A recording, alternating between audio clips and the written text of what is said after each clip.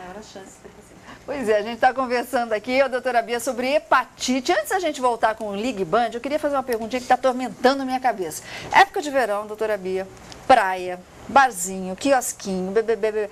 Qual o perigo e como é que a gente pega a tal da hepatite na praia? Tomara que não, né? Mas como é que funciona a coisa? Tá, no caso do verão, nós temos que tomar um pouquinho mais de cuidado na praia referente à hepatite A.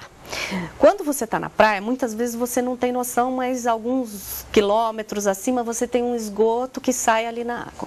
E isso pode ser um esgoto não tratado. Você contamina essa água. Muitas vezes, a olho nu, você não percebe isso.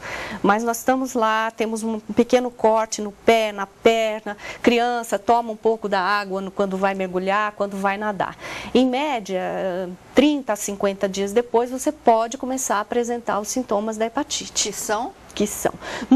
Na semana anterior o paciente ficar amarelo, a gente chama de fase prodrômica, o paciente pode sentir dor no corpo, enjoo, febre baixa, calafrio. Nesse momento, ele ainda não tem olhos e pele amarelada. Ou seja, confunde aí com o princípio de gripe, alguma coisa? Sim, numa fase inicial, sim. Ele pode ter intolerância a alimentos gordurosos, pode ter até diarreia nesse momento inicial, dor nas articulações, isso pode acontecer. Ele fica num período, em média de uma semana com esses sintomas para depois começar a ficar com o amarelão, que as pessoas chamam, né? Então, todo aquele alerta que a CETESB faz, praia imprópria para banho, é aí atenção. Que a gente briga muito com isso, né? É aí que eles querem dizer, nós não temos condições de falar para você, entre nessa água que ela é limpa. Então, vamos respeitar um pouquinho mais isso, porque a gente vai estar se protegendo. Tá, né? aí o alerta. Então, tem a bandeirinha vermelha, imprópria para banho, não entra, porque você vai ficar doente. É básico, tá bom?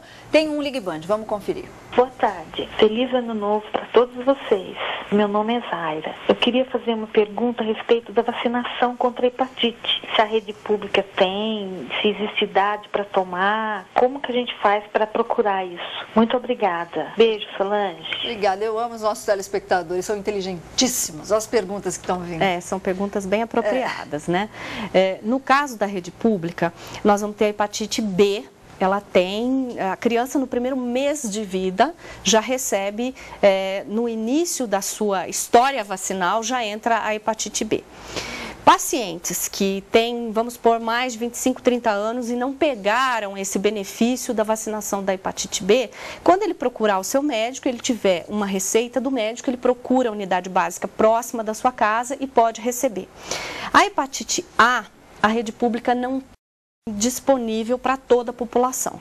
Mas quando você tem uma indicação por uma doença crônica, vamos supor um paciente que tem hepatite B ou hepatite C, e eu queira vacinar da hepatite A, o médico faz uma justificativa, pede para que o paciente procure a unidade básica e essa vacina vai ser comprada para aquele paciente. Então, nós não temos em larga escala, mas se você justificar adequadamente, a unidade pede para que seja comprado e o paciente vai receber a vacina. Então, a gente pode concluir que qualquer pessoa pode tomar vacina em qualquer momento da vida? Em qualquer momento da vida, desde que ela tenha veja, a criança vai ser, ela nasceu, o primeiro mês ela vai receber. As crianças maiores, existem várias campanhas de abrangência, às vezes até 18, 20 anos. Quando o paciente sair dessa faixa etária e ele tiver uma indicação, o seu médico prescreve. Ou o próprio paciente, lembrar ao médico que cuida dele, ao clínico, doutor, será que eu tenho a minha vacina? Se eu não tenho, esse colega está prescrevendo a vacina para o seu paciente. Ok, e tem um povo fala que é justamente sobre essa questão da vacina. Vamos conferir. Quantas doses devo tomar da vacina para a hepatite? Exatamente, aí tomou a primeira dose. Tá, na hepatite A são 2 doses, você faz a primeira, 6 meses depois você faz a segunda. Na hepatite B é um pouquinho mais chato, porque são 3 doses, eu falo chato porque o paciente às vezes esquece, tá? Faz uma, 30 dias depois outra e 180 dias depois a outra. As 2 vacinas são muito tranquilas, é muito raro dar algum efeito colateral a essas vacinas, tá? São bem aceitáveis, assim, vamos dizer. Ok, então. Tem o Ligue Band, uma dúvida? Vamos lá, Pedrão. Alô, Pedro Mariano. Oi, eu quero deixar um abraço para a doutora Beatriz, que é médica do meu esposo Valdeci, que Deus derrame as bênçãos sobre sua vida, sobre sua família, e que ela continue sendo sempre presente na vida de todos os pacientes, principalmente do meu esposo, que precisou muito dela. Agradeço a Deus por ter encontrado ela nas nossas vidas. Um abraço, fiquem com Deus.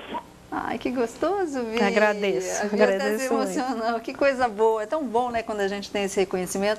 Beatriz, antes da gente colocar mais uma dúvida no Ligue Band, que está no Ligue Band, eu falei dos quiosques, né? A pessoa pode, a Beatriz se emocionou de verdade, viu? É muito bom saber que o trabalho tá dando certo, né? Coisa é muito boa. bom. Um abraço para você e para sua família. A gente pode pegar hepatite num copo, naquele canudinho que não tem proteção, no banheiro, nesses banheiros públicos. Aí só a B e a C, eu vou falar um pouquinho delas, que eu acho que fica mais fácil.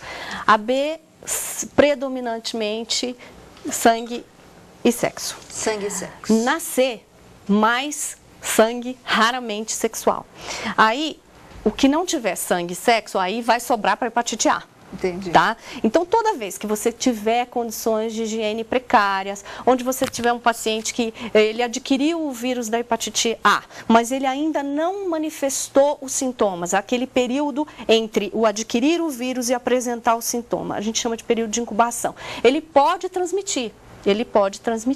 Tá? Uhum. Então, nós devemos, na maioria das vezes, quando a gente está exposto, né, verão, nem sempre esses quiosques têm uma higiene adequada, então você está exposto não só a hepatite A, mas a outras coisas, diarreias infecciosas nessa época de verão, é muito frequente, né? Uhum. A pessoa vai na praia, come alguma coisa, você falou de hepatite, né? Ostra, frutos do mar, que muitas vezes são alimentos que não vão ao fogo, não sofrem. A ostra a pessoa come de forma crua, sofre uma lavagem nem sempre adequada, coloca um limãozinho, um sal e aquilo ali. É muito frequente o paciente adquirir em alimentos na forma crua a hepatite A. Ostra, marisco, essas coisas. Todas essas onde não sofreram cozimento, né?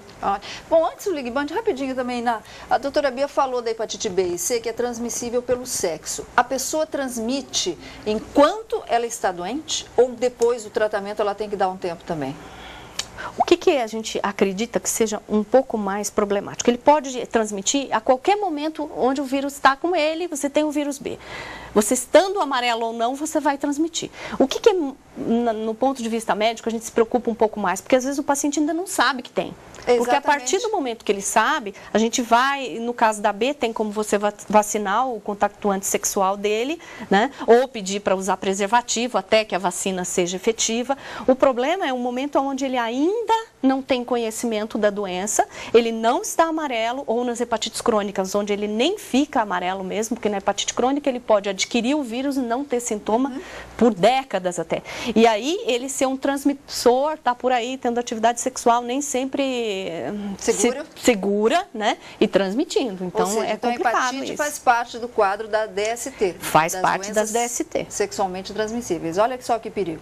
Vamos lá, Pedro Mariano, Ligue Band. Sou Tereza. O médico disse que eu tive o vírus da hepatite B. Só que eu não tenho sintomas nenhum. Então, às vezes eu fico na dúvida. Tem uma pessoa também na família que teve hepatite C. E a gente dividia aparelhos para fazer unha, então a gente fica naquela dúvida se corre o risco ou não de ter contaminação. Eu queria saber, obrigada. Um alerta bem grande também é a questão das manicures. Tá. Olha, no caso da hepatite B, nós vamos ter algumas diferenças. Nós temos a hepatite aguda B, onde o paciente, depois de adquirir o vírus, né, em média de 15 a 60 dias, ele fica amarelo. Isso é a hepatite aguda viral B. Temos a hepatite crônica B. O paciente tem uma atividade sexual, ou na manicure, ou recebeu sangue há muitos anos atrás, mais de 20 anos, onde não tínhamos o controle que nós temos hoje, e adquiriu o vírus B. Ele pode não apresentar a manifestação, ele ficar até décadas sem ter sintoma e evoluir para cirrose. Essa é uma outra situação do vírus B.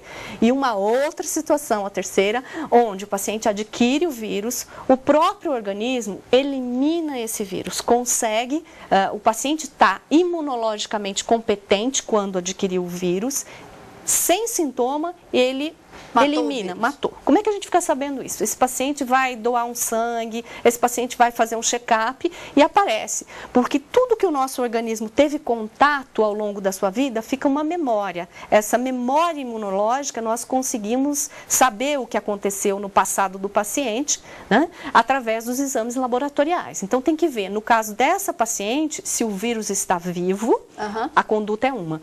Ou se ela só teve contato. Então ela vai ter um marcador onde em algum momento da vida dela ela adquiriu o vírus, pode não ter apresentado sintomas e ficou aquela cicatriz. No caso da hepatite B, ela não vai poder doar sangue mais. Não vai poder. Tá, mas se for só uma cicatriz, é vida normal. Bia, rapidinho antes da nossa última paradinha aqui no Falando Nisso, quais os cuidados que os familiares devem ter dentro de casa se tiver um paciente com hepatite? Tá.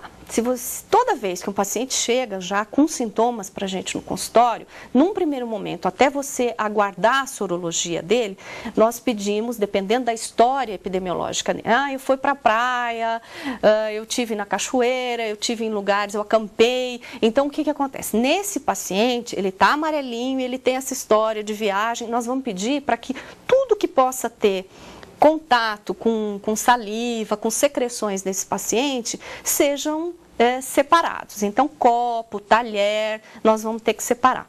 Se depois acontecer desse paciente ter a hepatite A, nós vamos manter esses cuidados, tá? Se for hepatite B ou C, nós não vai ter sentido separar essas coisas, porque aí é contato com sangue, tá? Aí os objetos pessoais, aí entra alicate, né, pinça, escova de dente, porque nós podemos ter pequenos sangramentos gengivais. Aí entra, a partir do momento que você viu se é B ou se é C, vai mudar o que você vai orientar esses pacientes. Ok, então. Bom, agora sim a gente vai para a última paradinha aqui no Falando Nisso. Tá tomando anabolizante para ficar mais tchutchucão? Adora um anti-inflamatório? Você vai ver daqui a pouquinho os perigos disso tudo em relação à hepatite. A gente volta já.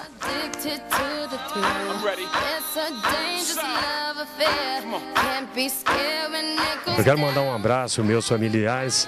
Aqui é o Lima Júnior da Rádio Eldorado. Um abraço e um excelente trabalho do pessoal aí da Rede Band. Passando para vocês essas informações gerais aí.